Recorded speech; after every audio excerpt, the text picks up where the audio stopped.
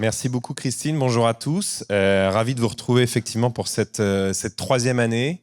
Toujours plus nombreux apparemment. C'était combien? 10 000 personnes, c'est ça Christine, en Mondiovision. Donc c'est génial. Cette année, on va faire un petit peu différemment peut-être. Comme on s'est dit avec Christine qu'il ne se passe pas grand-chose sur le plan international, macroéconomie, marché de l'énergie, etc. On va faire un petit pas de côté pour parler de l'IA, qui est un autre beau sujet du moment. Et donc voilà, je vais prendre quelques minutes pour vous dire un petit peu où on en est de nos réflexions et surtout comment on voit sa place dans l'économie française. Alors, ça marche super bien. Et donc, première slide, voilà. S'arrêter peut-être une seconde sur cette première slide. C'est un graphique qui a été publié récemment par la société Anthropic aux États-Unis, que vous avez peut-être vu passer. Et c'est la slide qu'on pourrait appeler, mesdames et messieurs, ne paniquez pas tout de suite. En gros, pour vous l'expliquer, et c'est pas grave si vous n'arrivez pas à lire les petits textes, en bleu, ce qui est représenté, c'est le potentiel des technologies IA dans un certain nombre de grandes verticales d'activité. Donc la part des tâches concrètement qui pourraient être effectuées par des modèles de langage, des LLM comme on les appelle. Et en rouge, donc tout au centre, c'est ce qui apparaît comme la part de tâches effectuées réellement aujourd'hui par ces IA. Donc le potentiel en bleu, le réel en rouge. Donc plusieurs enseignements. Déjà, vous voyez que selon les secteurs, le potentiel il est très différent. Sur certaines tâches, ça peut monter jusqu'à quasiment 100%. Alors je ne vois pas où sont les fonctionnaires là-dessus, mais je pense dans du bleu très avancé. Tant pis. Il y a d'autres tâches qui sont assez peu substituables. Et puis même dans les tâches substituables, on voit qu'on est parfois assez en amont en réalité par rapport à ce qu'on pouvait redouter ou espérer selon le point de vue qu'on adopte. Et donc par rapport à ça, c'est un peu une situation de verre à moitié vide, verre à moitié plein. On peut se dire, malheureusement, il y a beaucoup de tâches qui sont assez substituables. D'un autre côté, on voit que ça prend beaucoup plus de temps que prévu. Et c'est un peu le fil rouge de mon intervention ce matin. Je pense qu'on entre en 2026 dans une phase où on va avoir un usage raisonné et une compréhension plus raisonnable de la place vraiment de l'IA dans nos économies, alors que les années précédentes, les années de l'émergence, c'était des années propices à la diffusion parfois d'idées reçues ou, dans certains cas, de fantasmes. Donc voilà, comment est-ce qu'on est en train d'atterrir dans l'économie réelle? C'est un petit peu le propos d'aujourd'hui.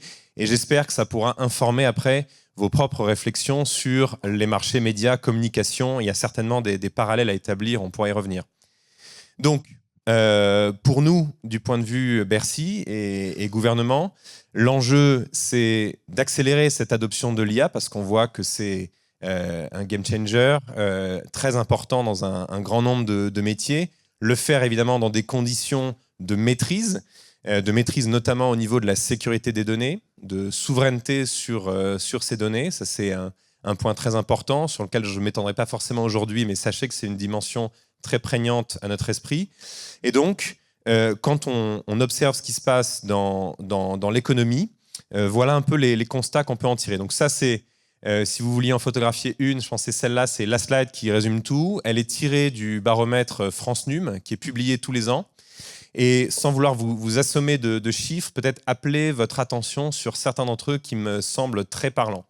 Le premier de très loin, c'est le taux d'appropriation par les PME de l'IA en France. Ce taux, il était de 13% en 2024. Il est passé à 26% en 2025. Donc vous voyez qu'en un an, un doublement de cette diffusion de l'IA dans l'économie chez les PME, c'est quelque chose qui est assez remarquable. Je ne sais pas si on se serait attendu à ce que ça diffuse à une telle vitesse. Donc concrètement, il y a 26% des PME qui aujourd'hui ont su comprendre qu'il y avait un cas d'usage pour l'IA et qui ont su trouver les bons outils pour essayer de les mettre en pratique. Et je dirais que c'est encore plus intéressant quand on rentre un peu dans le détail. Qu'est-ce qu'ils font concrètement, ces chefs d'entreprise?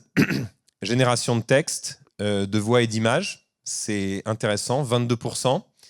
14% chatbot assistant et d'autres usages que vous voyez ici. Et puis à droite, vous avez un petit peu la répartition par grand secteur d'activité. Et ça aussi, je pense, c'est très intéressant dans vos métiers. C'est intéressant pour nous. Ce qu'on voit, c'est que ça n'augmente pas de la même manière partout. Sans surprise, l'agriculture est encore un petit peu en arrière de la vague, encore qu'elle enregistre une des plus fortes progressions. Et d'ailleurs, j'aurais pas dû dire ça, parce qu'en réalité, le message, c'est que même les secteurs qu'on pense les plus éloignés de l'IA, aujourd'hui, se l'approprient. Je pense que si on regarde les services à la personne, c'est les auxiliaires qui viennent chez nous s'occuper des enfants, des personnes âgées, etc., du ménage, 29% fois 3,2 en un an. Alors que spontanément, ce n'est pas un secteur qu'on associe complètement à la disruption technologique et à l'IA. Et on peut donner beaucoup d'autres exemples.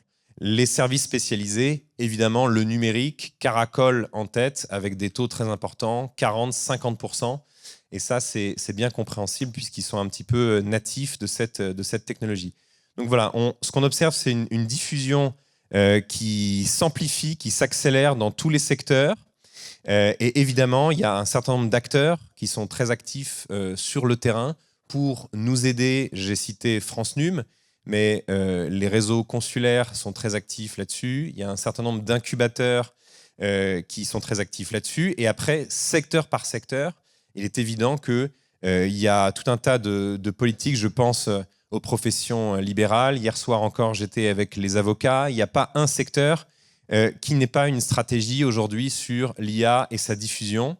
Et évidemment, tout ça, ça pose des questions, mais je vais y revenir vers la fin de mon intervention.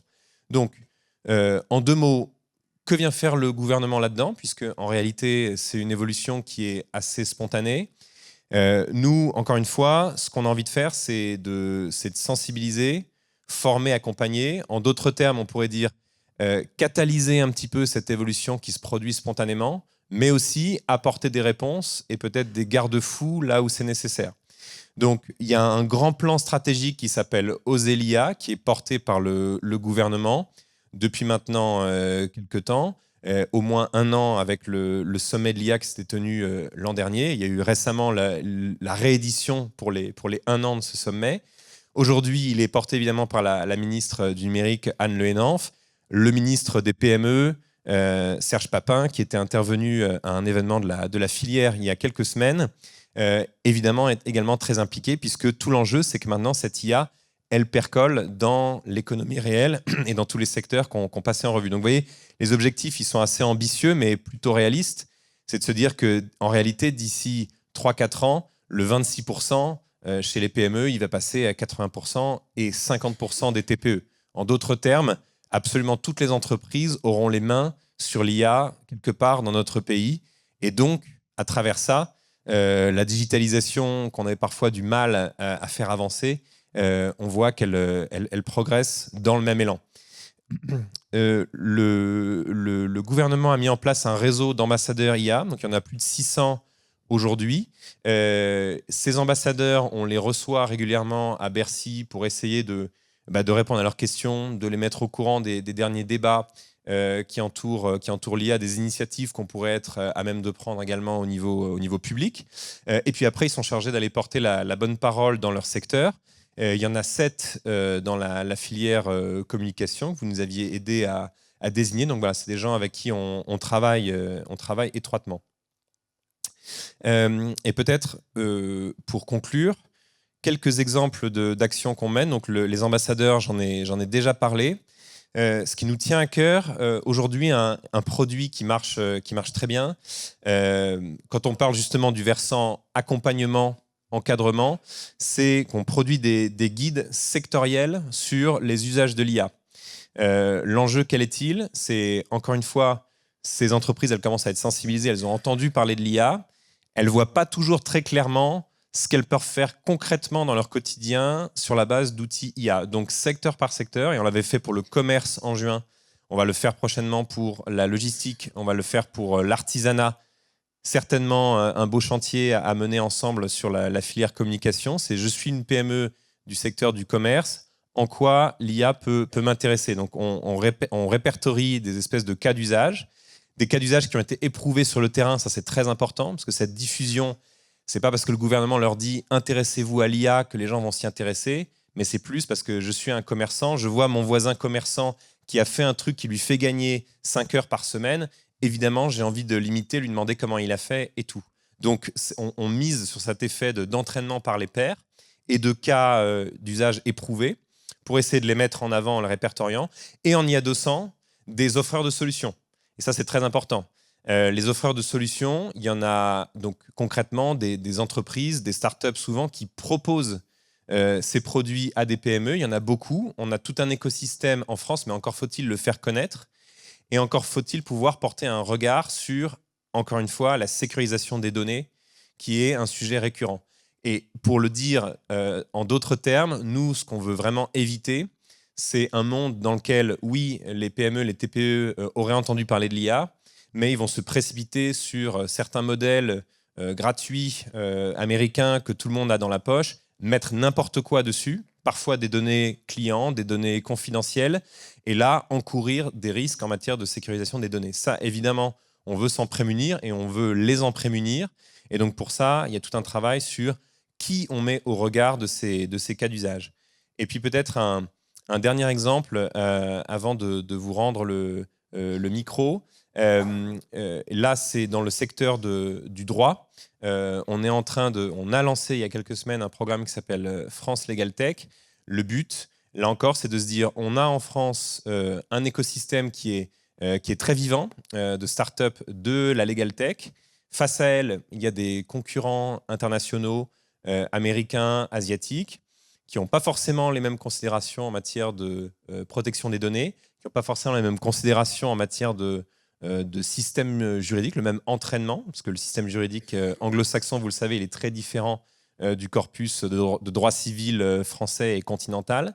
Et donc, il y a un intérêt à ce qu'on essaie de fédérer un petit peu ces initiatives. Et donc, ces 10 lauréats qui ont été nommés en février, aujourd'hui, on les accompagne. Il y a un grand nombre de partenariats qui sont noués. Voilà, l'idée étant de faire émerger justement l'offre qui va permettre, vous voyez, les trois sont assez bien connectés, c'est plutôt bien fait quand j'y pense, de faire émerger l'offre qui permettra de répondre derrière aux PME en présentant des garanties suffisantes de souveraineté. Voilà. Donc, je vais m'arrêter là parce que je crois que le programme de la matinée est bien fourni, mais le mot de la fin, c'est cette diffusion de l'IA, c'est plus un sujet d'hier, c'est un sujet d'aujourd'hui. J'imagine qu'on va voir que la part du digital dans la communication, elle continue sa progression très dynamique. Ça, c'est ce que je constate d'année en année lorsque je viens au Bump. On va voir si je suis démenti cette année. Mais que tout ça, ça ne peut pas se faire de manière complètement sauvage. Il y a des attentes et nous, on essaie d'être là, donc aussi bien auprès de ces PME qu'auprès de la filière communication pour essayer d'apporter des réponses à ces différents enjeux. Voilà. Je vous remercie. Je vous souhaite un excellent Bump. Merci.